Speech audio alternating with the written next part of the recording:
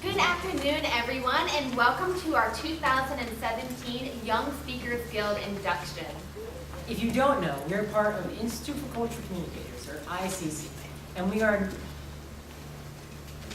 a global community empowering next-generation Christians to influence the community today. And in order to do that, we provide public speaking and leadership training, along with so much more, so that we can influence our culture for Christ. Today, we're here to celebrate 8 amazing student leaders who are not only excellent public speakers, but have also proven their competence in leadership and communication on and off platform. Our program will focus on explaining the Young Speakers Guild, also known as YCC, and our 8 individuals' accomplishments within it. YSG, or Young Speakers Guild, is a 3-part phase, and each book building on the lessons you learned in the last. Throughout the 3 phases, students will give 10 different speeches to over 20 audiences, as well as complete a lot of bookwork. What you're about to see today is only a little glimpse into the amount of work that goes into actually accomplishing this very impressive feat. They have put in lots of time, effort, and caffeine in order to be able to stand before you today. So it is really a big deal, and we are super excited that you're here to celebrate with us. So before we introduce you to our inductees, we would like to introduce you to a very special lady we've each had the pleasure of working with for several years. She's an amazing mother of many students here, and the influence of us as well as many of y'all. When she's not mentoring students to lead and grow, she is a coffee connoisseur and mother to 5 children. I would like to welcome the area coordinator, my mom, Mrs. Nicole Ricks.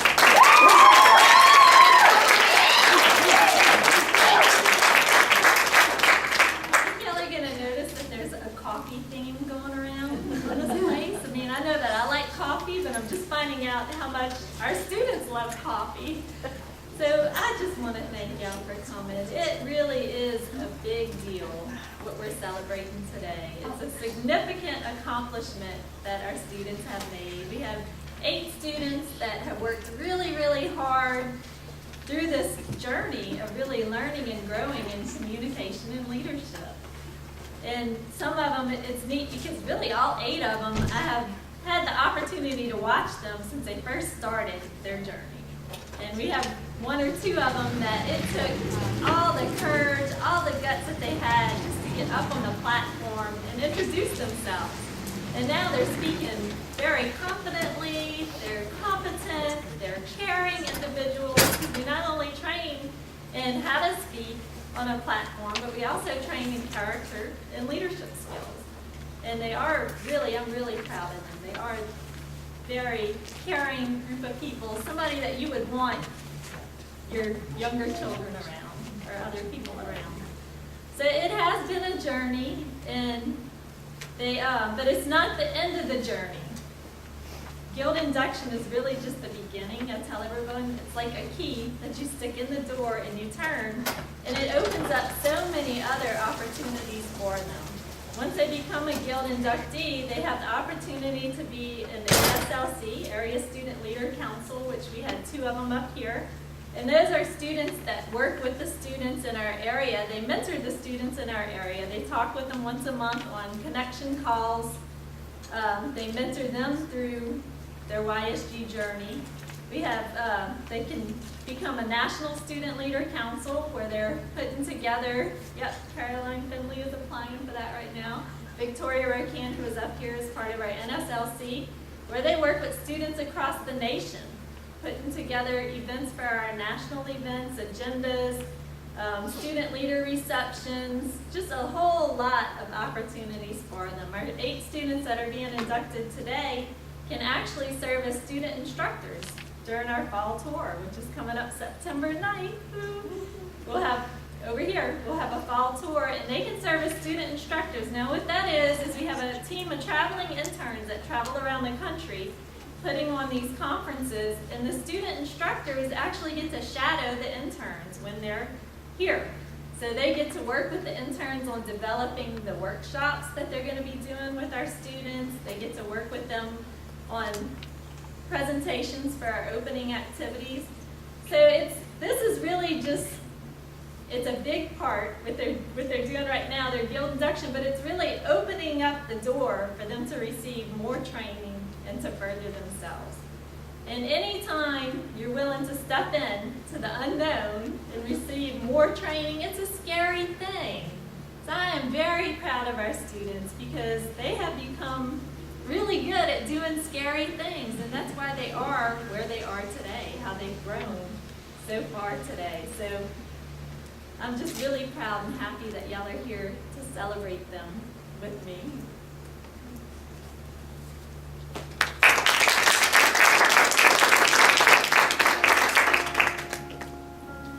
Do you remember trying to fit in and feeling insecure about yourself?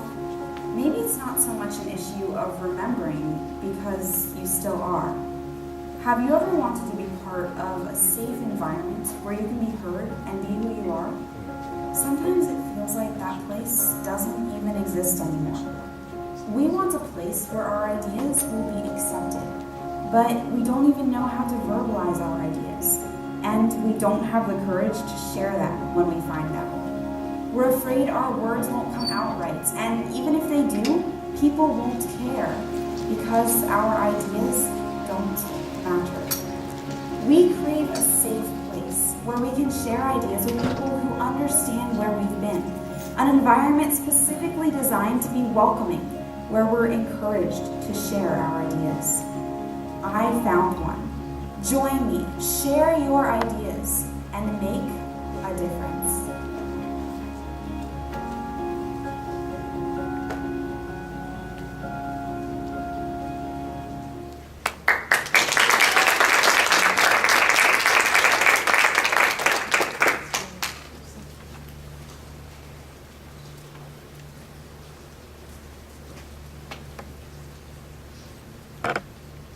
Hey y'all, my name is Anna Starnes, and some things that I really love doing are baking, cake decorating, listening to music, writing in my journal, eating ice cream, and especially drinking coffee.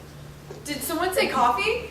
I mean, my name is Abigail Ricks, and I have been drinking coffee since the ripe age of 6. So, just like Anna, I love coffee. I also enjoy driving, reading and writing, and listening to lots of music.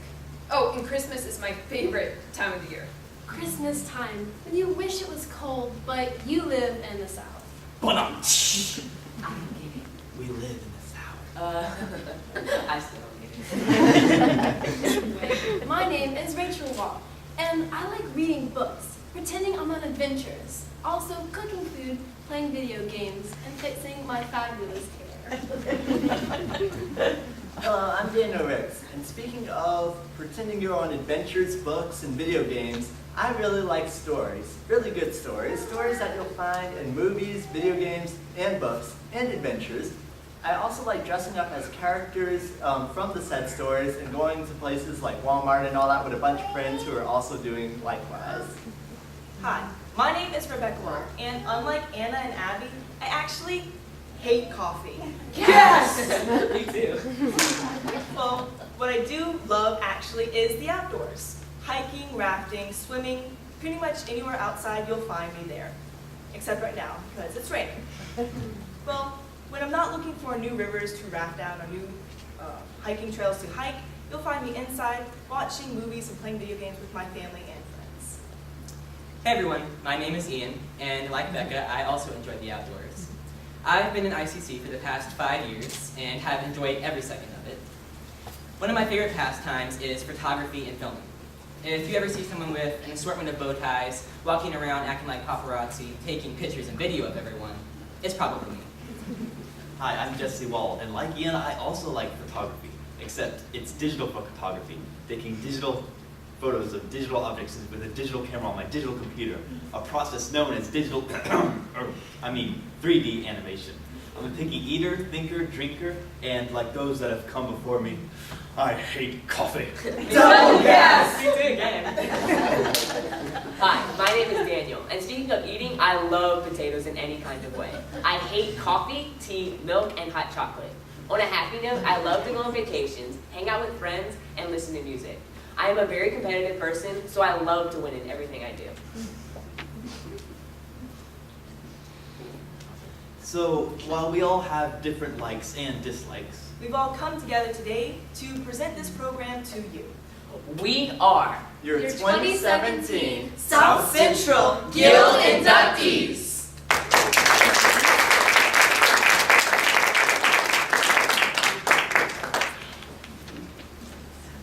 So, as Ms. Nicole was telling you earlier about YSG and the Young Speakers Guild, we'd like to talk to you a little bit today and present to you some speeches and some performances that not just me and Daniel, but the Guild inductees have given in their journey. There's a certain formula that you will see in the Young Speakers Guild called P squared R squared. I know it looks like algebra, but I promise it's not. It's a lot simpler. So we will be demonstrating the first P, which is purpose. If one, just one of these countless dragons wakes up, it would raise the alarm to the others. And, oh, fish legs, don't do it. Please don't do it. Achoo! Uh-oh. Run! Oh, but I haven't got my dragon, Hiccup! Oh, for Thor's sake. That was the introduction to our very first duo interpretation, called How to Train Your Dragon. Hiccup Horrendous Haddix III was a really scrawny Viking boy. He really didn't have much going for him, and everything he touched just seemed to go wrong. Well, in the end of the story, Hiccup saves his entire island and his entire Viking tribe. But why did we choose this story? Well, all throughout the Young Speakers Guild, in all the different phases, there are many different kinds of speeches.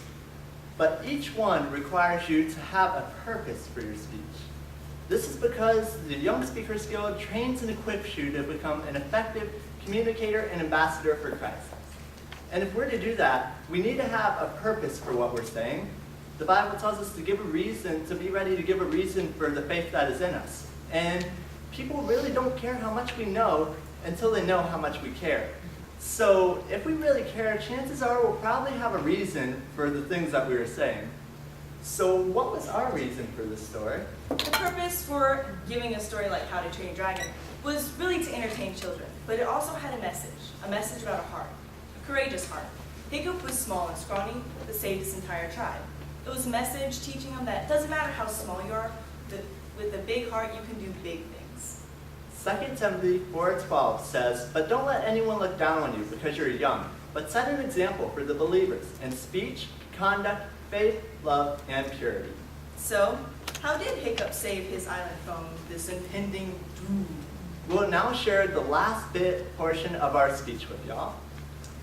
A dragon the size of a mountain flew over the Vikings' island and refused to move. Why, hello there. What do you want, little supper? I come to find out if you come in peace or war. Tink, tink. Oh, peace, I think. I'm still going to eat you, though. All of us? Well, you first, and everyone else, maybe after I've had a nap and gotten my appetite back. You know, that's not very fair. Why do you get to eat everybody? Just because you're bigger than everyone else? It's the way of the world. You'll come around to my point of view once you're inside of me. Ah! Hiccup got swallowed by that giant dragon, but just before he reached the monster's stomach, his shirt got caught on the bar. While all the other dragons fled in fear, Toothless stayed. He flew into the big dragon's nose and tickled it all inside out until the dragon let out a big sneeze. Achoo! The sneeze was so big, So huge so gobsmackingly vast, that the dragon blew up into 1,000,000 pieces. So, Hiccup defeated the dragon, and the whole island was saved. Toothless was loyal, unlike any other dragon known to Vikings.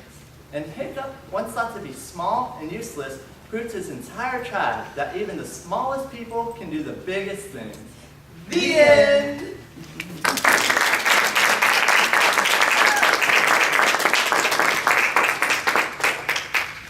Alright guys, so the second P in PQ stands for prepare.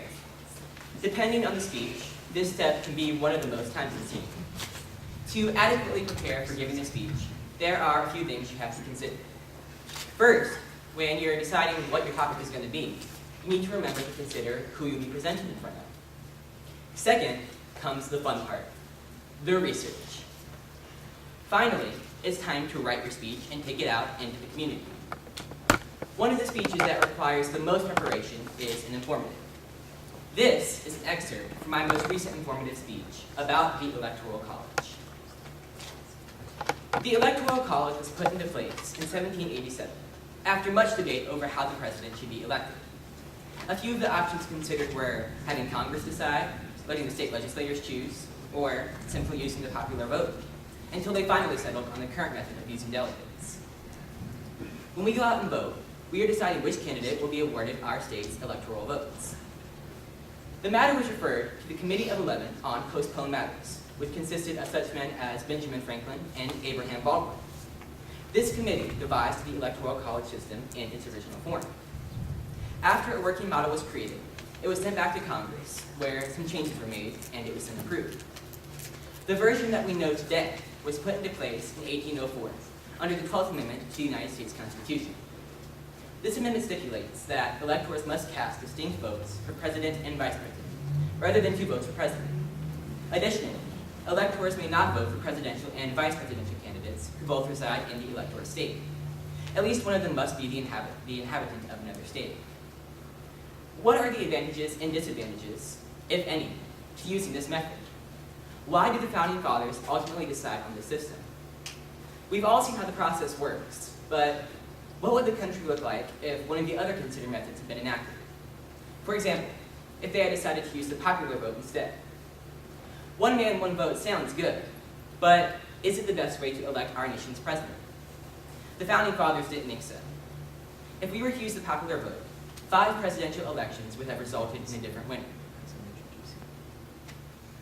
Once the presentation is polished, it's time to take it out into the community.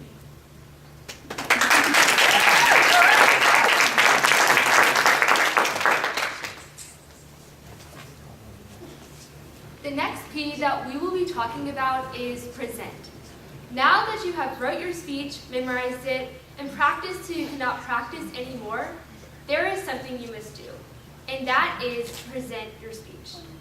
For me, this was always the most difficult and terrifying step in the process, giving my presentation in front of an audience. I used to go days and days thinking about everything that had the potential to go wrong. What if I forget everything I'm gonna say? What if I trip and fall on my face? What if my voice cracks? I put hours upon hours into the speech, but what if everything goes wrong? What if the audience doesn't like it? What if they laugh at me? The list goes on. I find myself thinking these same thoughts before giving a presentation, but there is hope. I pray to the Lord for help. I pray that the Lord will take all the fears and doubts from my mind, and He does. The Lord gives me the strength, courage, and the boldness to stand up and present my speech. With God's help, I am now ready to take on the crowd of staring eyes and present my speech. Speaking of presenting, now you'll hear a portion of both of our speeches. What makes abortion a huge worldwide issue?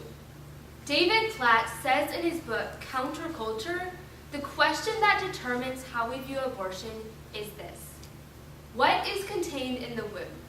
Is it a person, or is it merely an embryo, a fetus? Virtually every other question and every single argument in the abortion controversy comes back to this question. What or who is in the womb? It doesn't seem to make sense that life only begins once a mother gives birth to her child, or that the unborn have no worth or value. According to the Endowment for Human Development, only 22 days after fertilization, the heart begins to beat. So, oftentimes, before a mother even knows she is pregnant, a little baby with a beating heart is living inside of her. By day 44, brainwaves are detected and the baby can move. A few weeks later, ears, arms, and legs are forming, as well as fingers, toes, and eyes. By the end of the 3rd month, a baby has been fully formed. No matter what stage of development a baby is, he or she is still just that, a living human being. What would make the unborn any less human than you or me? Should size alter value? Should we be able to kill other humans less developed than us? And can location change who we are? Gregory Kokel asked the question, how do two human beings create a separate being that is not a human being, but later becomes one? He also points out, if the unborn is not a human person, then no justification for abortion is necessary. But he adds, if the unborn is a human person, then no justification is adequate. If we truly believe that before birth, there is a living human being in the womb, we must ask ourselves, how could we justify the murder of that life? A few reasons often given for choosing abortion are the interfering of certain responsibilities, single parenting, rape, or problems with relationships. But 93% of all abortions in the United States occur for social reasons. That is, the child is unwanted or inconvenient. Would any of these be acceptable reasons for the murder of a baby who is born? Of course not. Why then should it be any different for the murder of a baby who is yet to be born? Simply put, abortion is the intentional killing of innocent and voiceless life, and that is what makes it an issue desperately needing to end.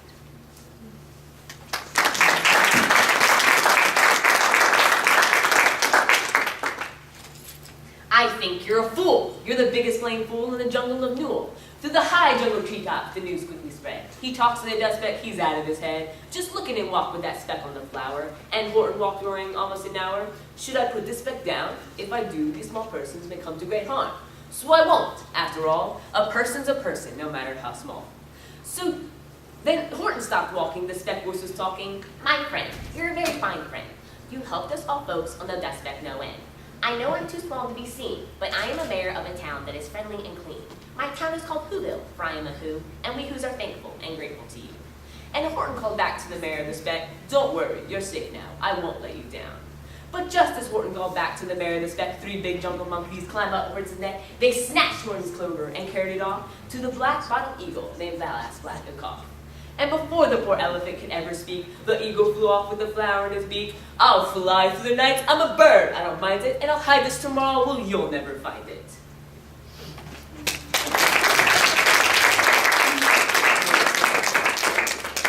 Dun, dun, dun, dun, dun. Ladies and gentlemen, welcome to the show where we have evaluators that will rate speakers.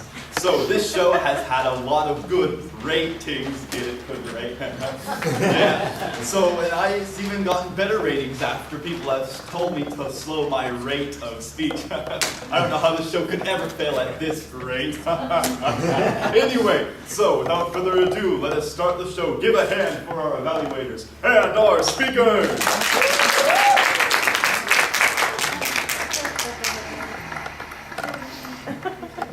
Twinkle, twinkle, little star, How I wonder what you are, up above the sky so high. like a diamond in the sky. Twinkle, twinkle, little star. How? Time out. Becca, What's wrong? I forgot my lines. You forgot your lines. I know. How did you forget your lines? I don't know. What? It's the simplest thing ever. Well, you quit your job for this. What? Step away, man. Step away.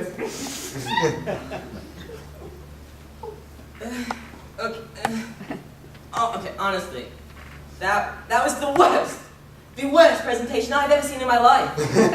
Honestly, the best part was the fight at the end. I can't, I'm done. I quit. I'm just done. No. Cheers. I quit. I like her shoes. Thank you. Well, I love the presentation. I mean, the beginning was flawed. I mean, it was pretty good. But I really liked how y'all showed a lot of emotion, with the slapping and the. But I mean, did you see your hair? It's amazing. Yeah, but I think I could have worked on a little less physical contact. Maybe like, I'm sorry, let's get over it. Not like all the time. But thank you. All right, so give a hand for our people who did this show. I don't think our ratings will go up.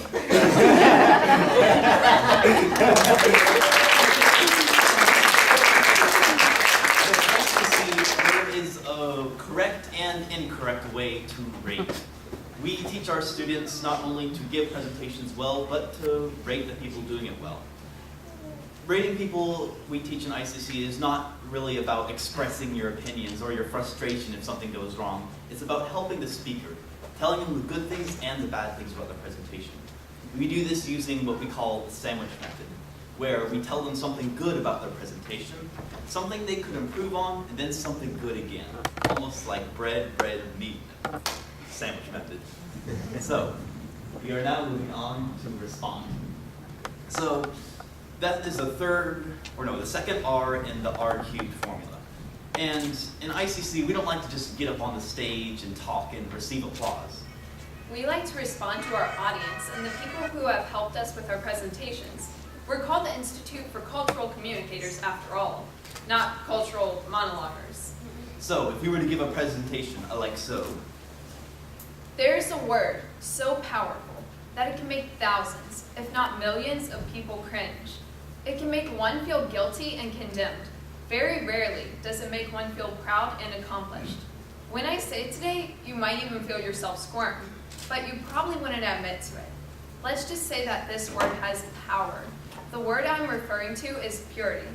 Now, no need to worry, I'm not going to ask you to move and separate the girls to one side of the room and the boys to the other. I will not be talking down to you about your filthy mind and how you need to become a nun or a monk. I would instead like to shed a little light on the subject of purity, answer possible questions, and give you hope. So, after a hard-moving presentation like that, we'd like to thank the audience for coming, listening, and even evaluating and rating us sometimes. But our thanks doesn't just stop when we're on the platform.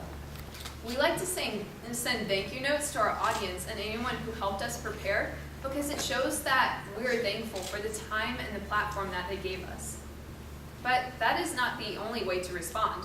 Another way is whenever you're ending a speech, such as a computer-assisted presentation, like so. The willingness to help after the Louisiana flood was not just after it, with all of the relief programs. A lot of the help and assistance came during it. In Louisiana, a lot of people have boats and go riding down the bayou and enjoy a great time. But at this time in Louisiana, as you can see in that picture, most of Louisiana was a bayou. So while a few people went on some joy rides down this newfound bayou, most of the people went and helped other people get relief and rescue them from these flooded homes. They were lovingly endowed and endearingly called the Cajun Navy by the locals. So, in conclusion to this computer-assisted presentation, the Louisiana flood was a very unusual flood, not in just the massive amount of water that came in 2 days of raining, or in just the collateral damage it caused, but also in the character of the Louisiana people, and their willingness to come together and help each other in this time of need. And before I end the presentation, I have to give credit where credit is due. I have some slides, Digital Media Works cited. These are links to the people who helped provide the pictures for this. A lot of them were taken by our local newspaper and some even national sources, such as CNN. So all thanks to them, and thanks to you for listening.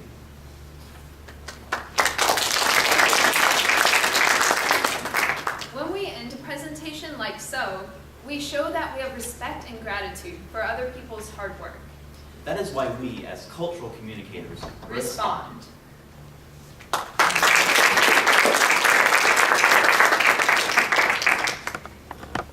So we took a look at almost all of the YSG equation. We have one more R, and the last R is recorded.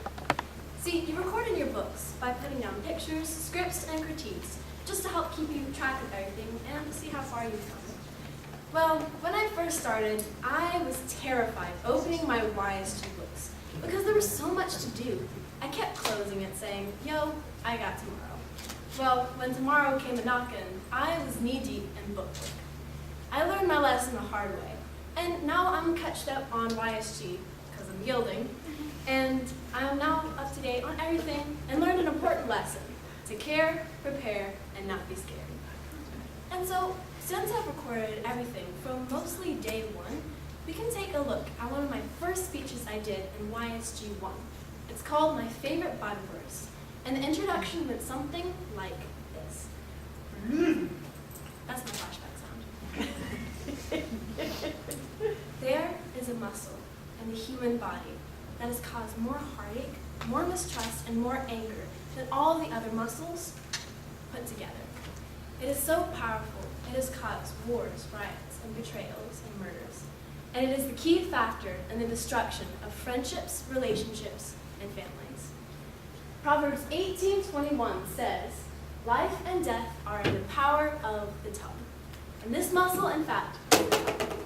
My mother was very fond of telling this to us as children, and which made us watch what we said, which inspired me for a speech and made it one of my favorite Bible verses. So, since I have recorded most of my ICC journey, if I hadn't recorded most of my ICC journey, we wouldn't have been able to look back at all my old speeches and those books I put all that hard work into.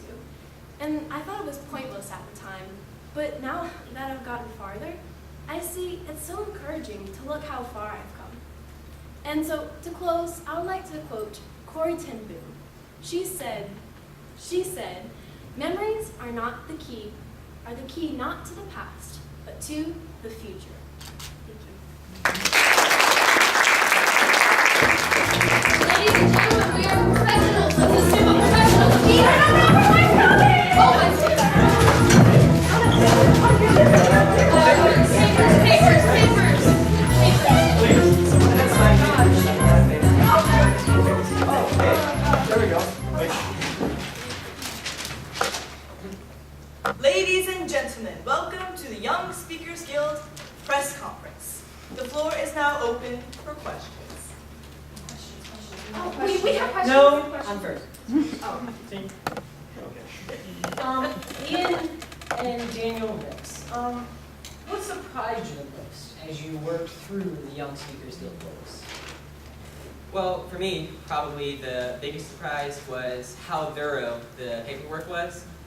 It's designed in such a way that you learn as much as possible from every speech you complete, but there is a lot. You shouldn't let that discourage you, though.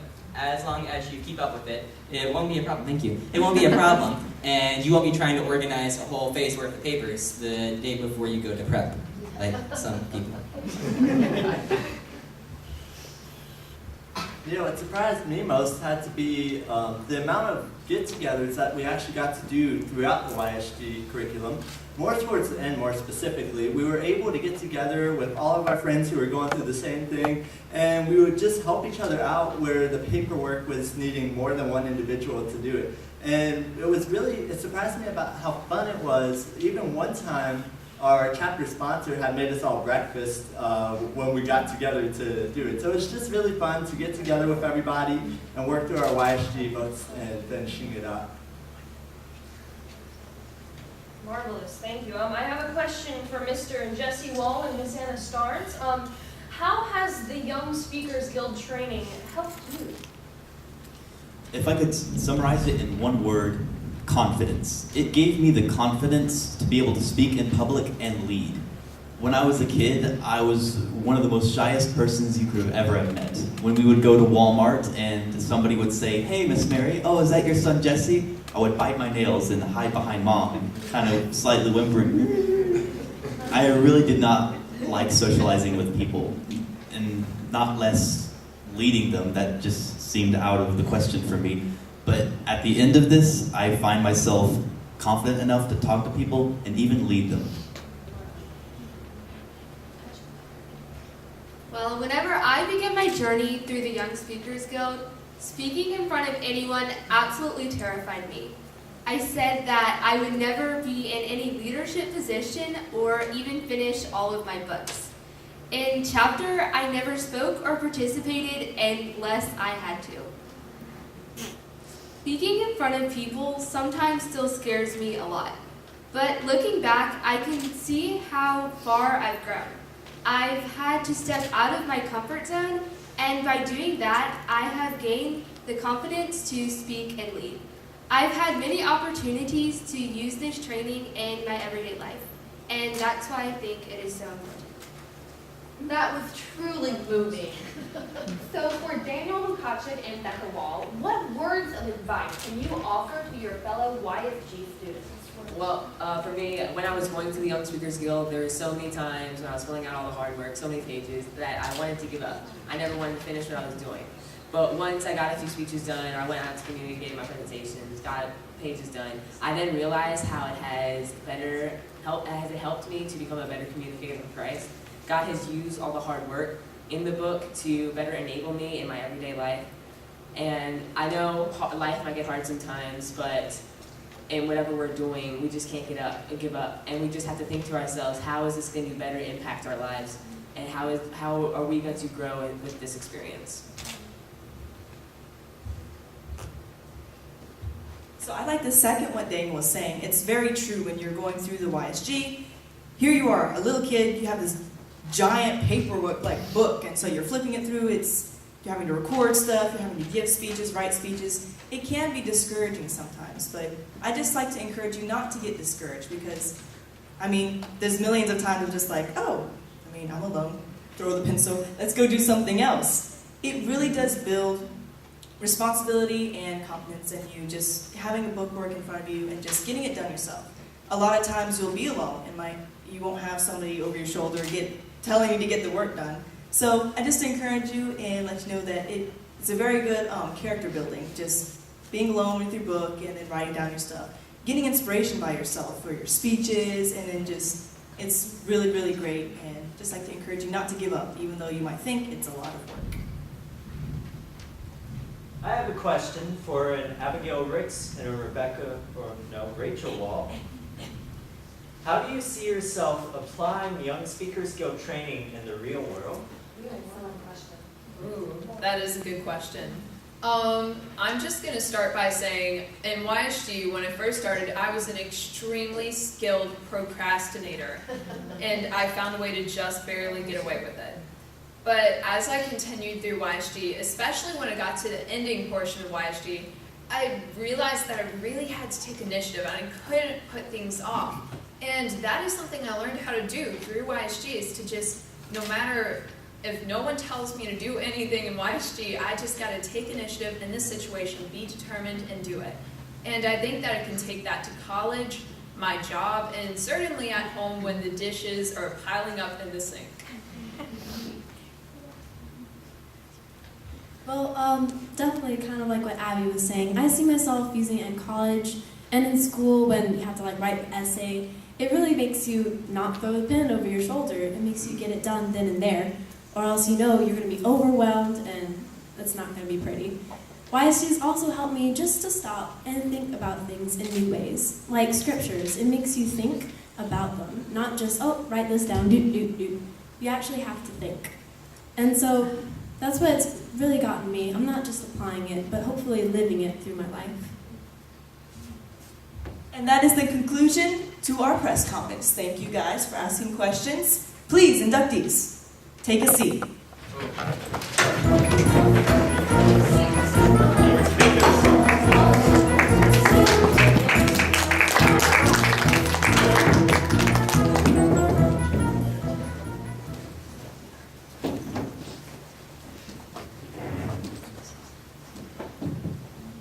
I would like to introduce y'all to my dear friend who can't physically be here, but she spent all morning this morning trying to get a video together to encourage our inductees.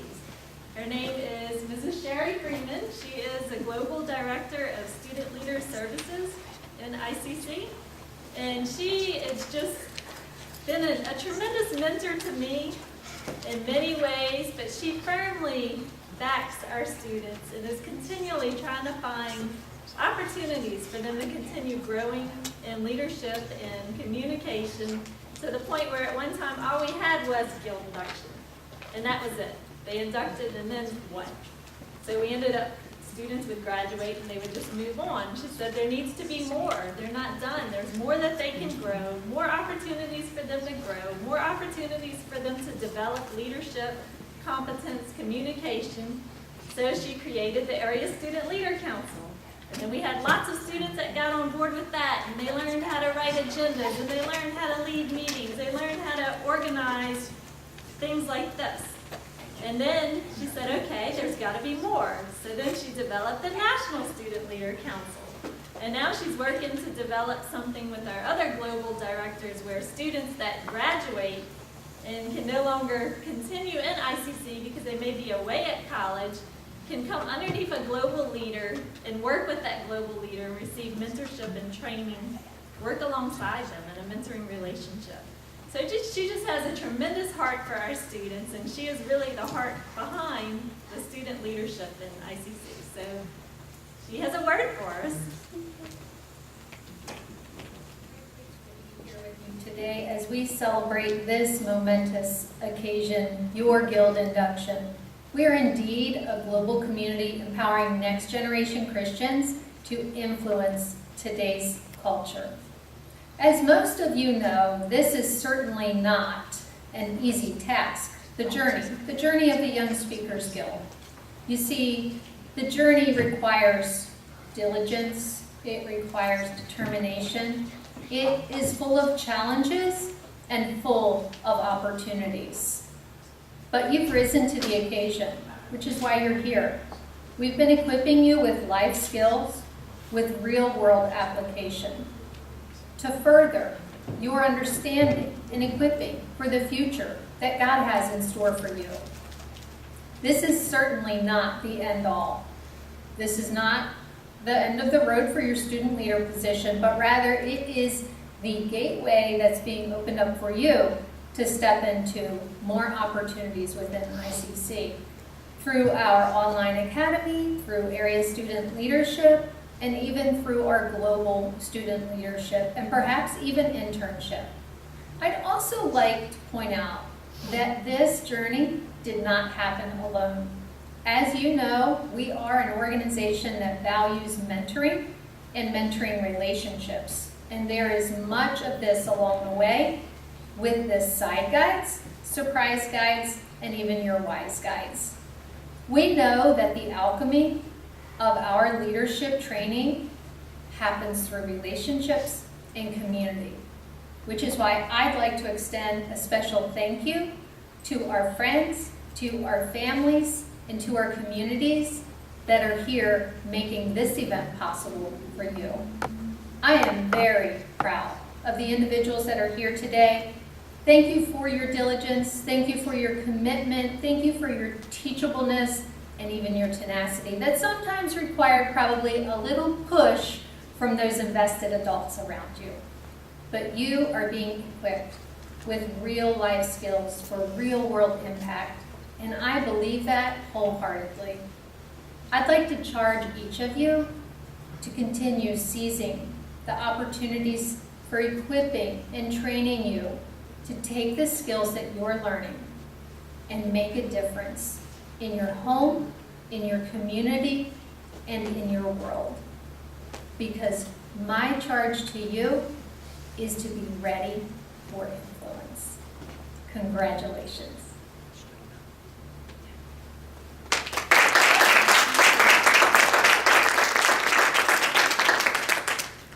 Okay, so we have the part of our celebration that we've all been waiting for, where we're going to pin our Guild inductees and give them their certificates, their awards. So I'd like to invite our Guild inductees to come up, and those of you who will be pinning them, if you can come and stand on the left side of them.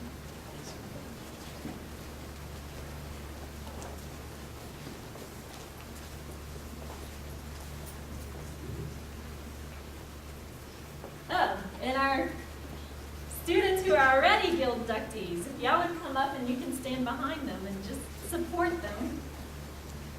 The students who have gone before, these students right here, y'all can get on the stage, that are, go ahead Joe, that are coming behind them and standing in the back, they have really paved the way. They have shown the rest of our area that it can be done. It's a lot of hard work, and it's not just so that we can receive a certificate and a pen, but it's the training that they've gotten where they can go forth and they can impact this world for Christ. They can go wherever it is God has them go, wherever it is He sends them, and be able to speak forth, speak out whatever He puts on their heart to be able to bless other people and minister to other people. So these 5 in the back who are already inducted into the Young Speakers Guild, they have not stopped. They're inducted, but they're still continuing to pour into our area, to pour into other students in ICC, even across the country, even into Singapore and Malaysia. They've done script critiques for other students in Singapore and Malaysia, and they're mentoring them in their Young Speakers Guild journey. So we're really proud of them. So we're going to just start with Ian. So this is Ian's mother on the left of him, and we're going to let her just briefly say a few seconds something about Ian and pin him and give him his award.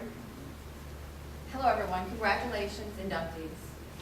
I thought about what I was going to say today, and what came to mind was that Ian has worked so hard this year. He has come so far, we've seen him grow so much. In part because he has an eagerness to experience many new things, but primarily because he has an obedient heart. Ian was able to complete YSG 2 and all of YSG 3 this year. He pushed forward, never complained. He took on the role of chapter chair and all the responsibilities that go with that. He was given the opportunity for the first time this year to go and experience the training events in Tennessee, the ICC media and prep training events, which he thoroughly enjoyed and can't wait to go back. I did not memorize this very well, and he told me I need to do this more conversationally, so I need a little bit of attention. He critiqued me before. You're doing great. Thank you. I'm taking notes down here. I have time. Thank you. So I would just like to finish up by saying Ian's dad and I are very blessed and honored to be here today, to be able to tell Ian congratulations and well done, son. We love you.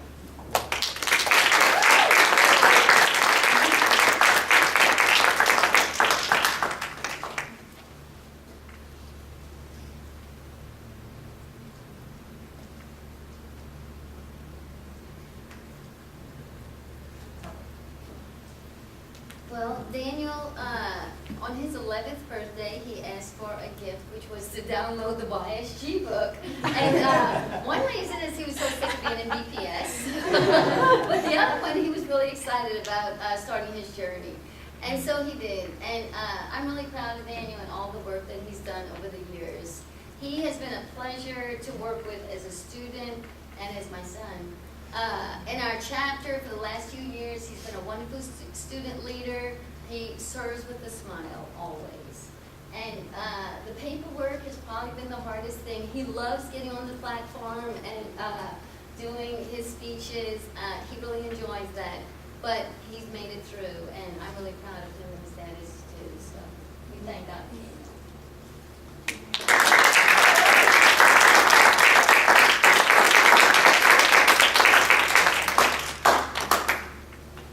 Today I'll be pinning my daughter Anna. She's worked very hard through YSG, especially this past year. It's been very hard working through YSG 3. She has grown so much in her leadership skills, her speaking skills, and also her writing skills. She's become a very confident and passionate leader. She's very passionate in what she speaks about. And we're just so proud of her and this accomplishment, and just look forward to how God is going to use her gifts in the future.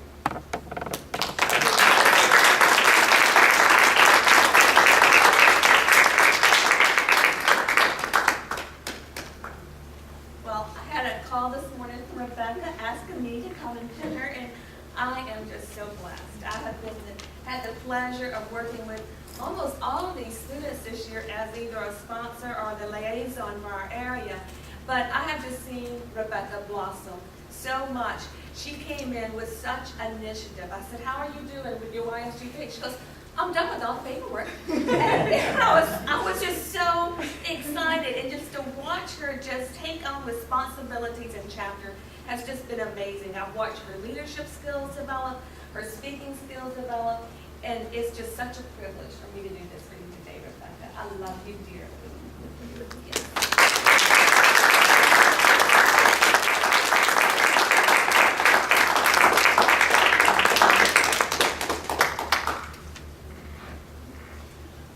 My name is John Wall, and and I'm the dad for Rebecca, Jesse, and Rachel Wall. And it's my privilege to present Jesse with the certificate and pinning this morning. Jesse is our man of peace, and he's our man of wisdom, and we've appreciated him in our family from the very beginning. It excites me to see the skills and the growth that he's had in his ability to communicate, but it also has struck me that being skillful in your communication is not the same thing as having something to say. And I'm just so proud of Jesse because his heart is it's a heart of wisdom, and it's a heart of understanding. Psalms 127 says that the children are going to, of the righteous and the children of God, they're going to stand in the gates and speak with the enemies. And I'm just so appreciative that God is increasing Jesse's ability to be an influence for God in this world. And Jesse, it's my honor to present you with your certificate and pin you with your pen.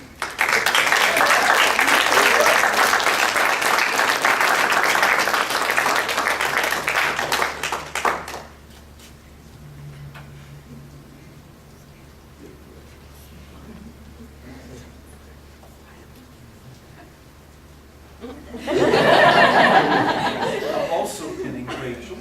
Rachel is the baby of our family, and I'm so proud to be her dad.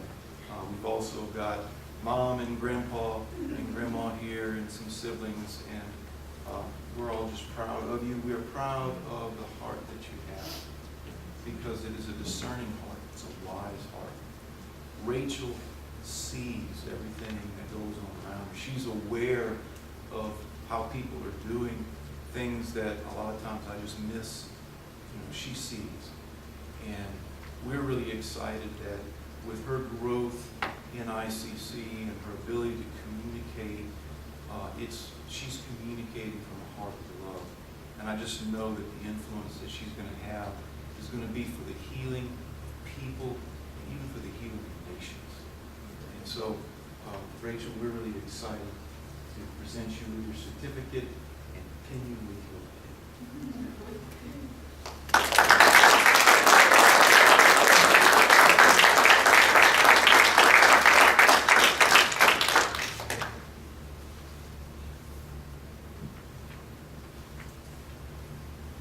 My name is Gary Ricks. I'm the father of Abigail and Daniel and Jonathan and baby back on the back, and my son Timothy, who's graduated from college. And I'm proud of Abigail. She's always had an excitement for life, and that excitement sometimes would leave things not totally done. I can honestly say through her walking through this YSG, Speaker's Guild, she has learned how to put things in order, responsibilities, these things. So much of her life is just becoming an influence for others, to heart for God, for God's word, and her desire to spread that message of purity is just an inspiration to me and to the rest of my family. And I'm just so proud of her. So present you with you.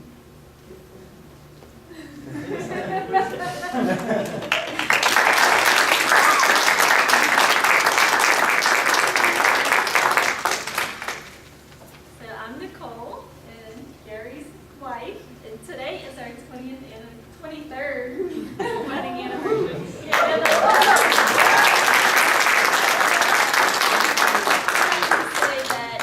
ICC has been an incredible influence and transformational in our family's life, to the point where he's willing to have a guild induction on our anniversary, because he just sees that this is so important, and it has really transformed our family. But Daniel, when he was little, he was really, really shy. He's always been a guy who has a heart to give, a heart to serve, to the point where the story I like to tell the most, we were at Chuck E. Cheese and we give them all their little couple of coins, Daniel's there for a minute and he comes back with no coins. I'm like, where's your coins? Well, the kids were coming to me asking for them, so I gave them to him. And then another came, and then there was a line of kids coming, so I gave them all my coins. So he's the one that we've had to tell, which is very unusual to have to do that. You can't give everything away. Come ask Mom before you give it away. He's always had a heart to give and to serve. However, he was a very quiet, shy child. And it means the world to me that he can speak now. I mean, he could speak before, but he can speak. He works in our restaurant, and customers are continually coming to me and telling me that they've met him and that he's got so much wisdom and he's so calm. And y'all, it's because of us having him in ICC that he's not afraid to talk to other people, and he can love people with the love of Christ. So I'm just really proud of him that he has done really scary things. This was really scary for him these years that he's been in here. And he's transformed, and he's equipped now.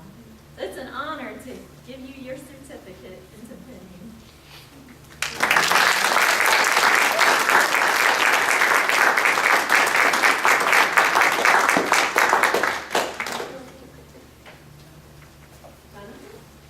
All right, so you may all have a seat now.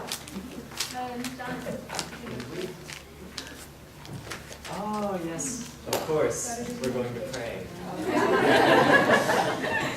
You guys just want to stretch your hand out towards them, raise your hands to heaven, as Pastor would say, lift those antenna up. Or just whatever you do, we're going to pray for these inductees and bless them. Lord, thank you so much for the ability to gather here today and to rejoice in the induction of these 8 very special individuals. I thank you that you were with them throughout the whole time they were working on their YSG, and you're going to be with them as they transition into other things in life and in the organization. I ask your blessings over everything they do as they live to serve you. In Jesus' name, amen. Amen. Now you may have a seat. And we have some little video goodies for you guys.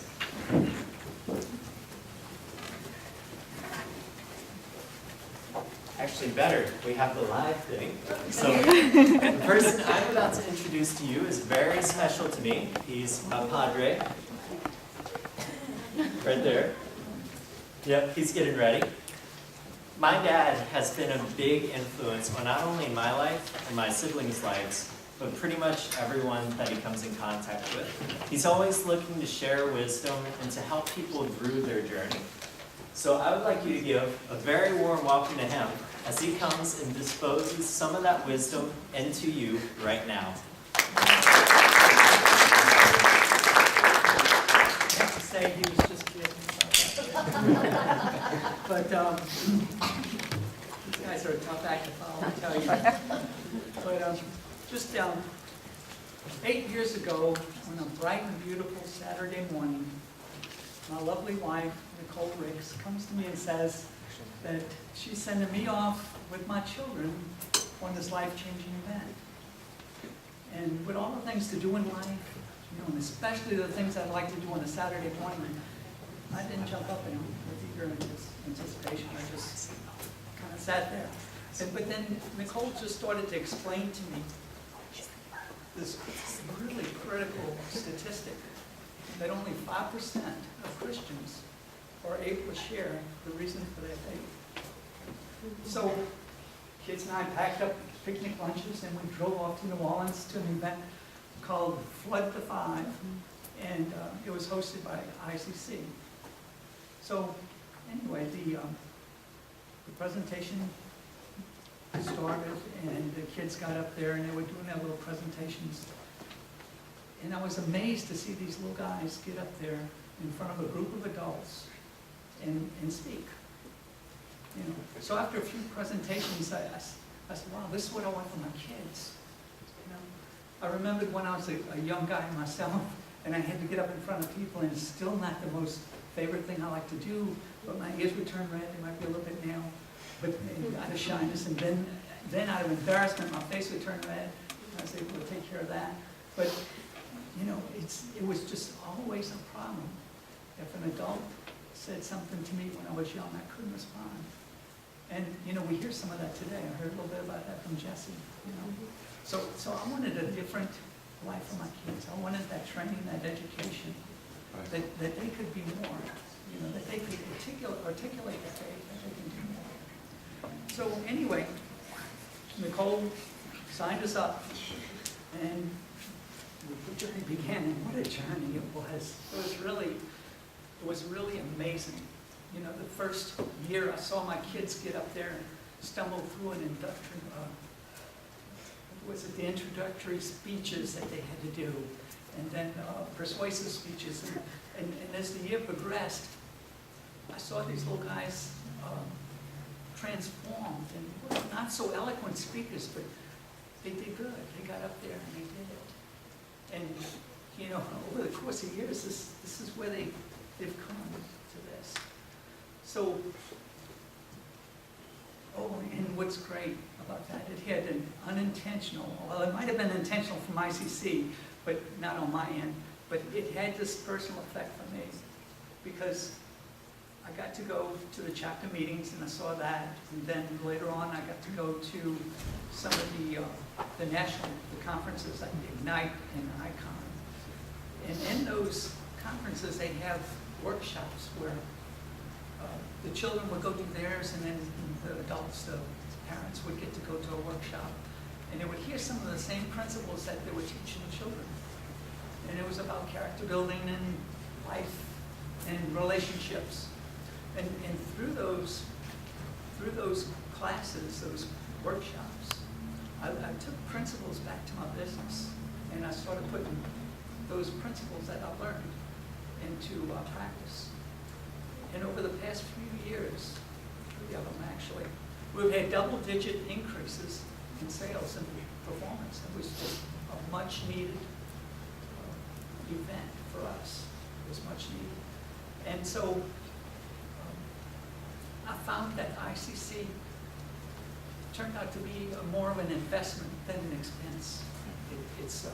It's paid off in relationships with my children. Jonathan's brought back something called a Myers-Briggs personality test, and he sits down with me, and I tell him sometimes, son, Mom does this and she thinks this, and I don't understand that. And he says, Dad, that's because she's a what? And he'll call out these letters, and you're a then. He'll call out those letters and explain to me in something I can understand why she thinks like she thinks.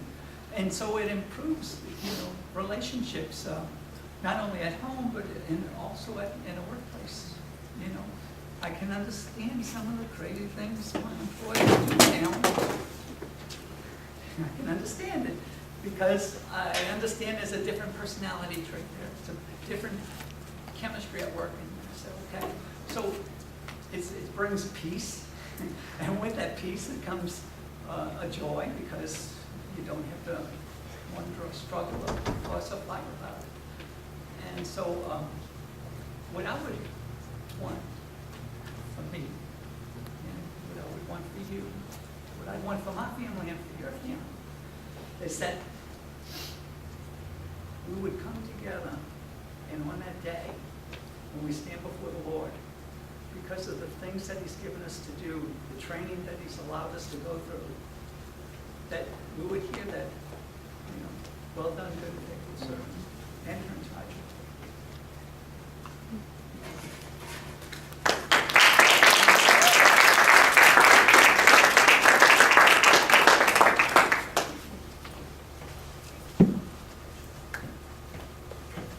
Because He lives, I can face tomorrow. Matt Martin.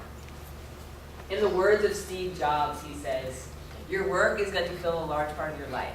And the only way to be satisfied is to do great work. And the only way to do great work is to love what you do. If you haven't found that yet, keep looking. Don't settle. And with all matters with the heart, you'll know when you find it. Look for yourself, and you will find loneliness and despair. But look for Christ, and you will find Him. And with Him, everything else. C.S. Lewis. Through my years, I've learned that a confident person doesn't focus on their weaknesses. but maximizes their strengths. Joyce Meyer. Love is just a word until somebody comes along and makes it real to you. Paul Coelho. The reason we suffer from insecurity is because we compare our behind the scenes with everyone else's highlight reel. Stephen Furtick. But those who trust in the Lord will find new strength. They will soar high on wings like eagles. They will run and not grow weary. They will walk and not faint. Isaiah 40:31. Attitude is a little thing that makes a big difference. I just want to thank y'all so much for coming out and listening to all of our presentations.